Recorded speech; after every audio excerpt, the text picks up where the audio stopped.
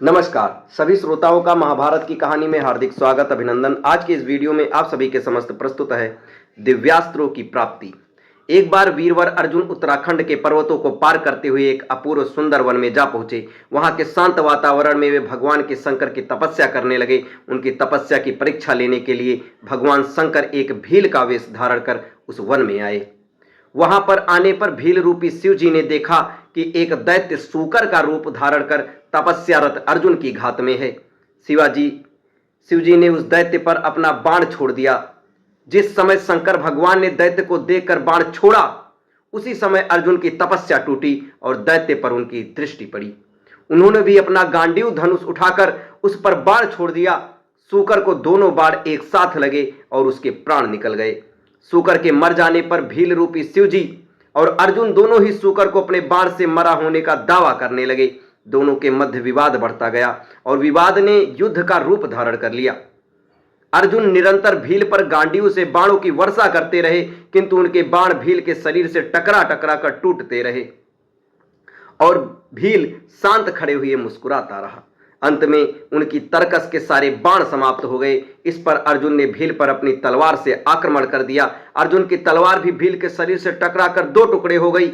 अब अर्जुन क्रोधित होकर भील से मल्ल युद्ध करने लगे।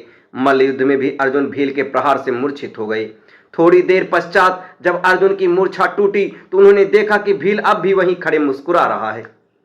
भील की शक्ति देखकर अर्जुन को अत्यंत आश्चर्य हुआ और उन्होंने भील को मारने की शक्ति प्राप्त करने के लिए शिव मूर्ति पर पुष्पमाला डाली, किंतु अर्जुन ने देखा कि वह माला शिव मूर्ति पर पड़ने के स्थान पर भील के कंठ में चली गई।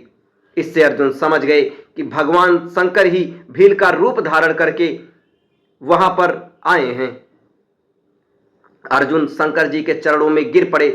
भगवान शंकर ने अपना असली रूप धारण कर लिया और अर्जुन से कहा, हे अर्जुन, मैं तुम्हारी तपस्या और पराक्रम से अति प्रसन्न हूं और तुम्हें पशुपत्यास्त्र प्रदान करता हूं।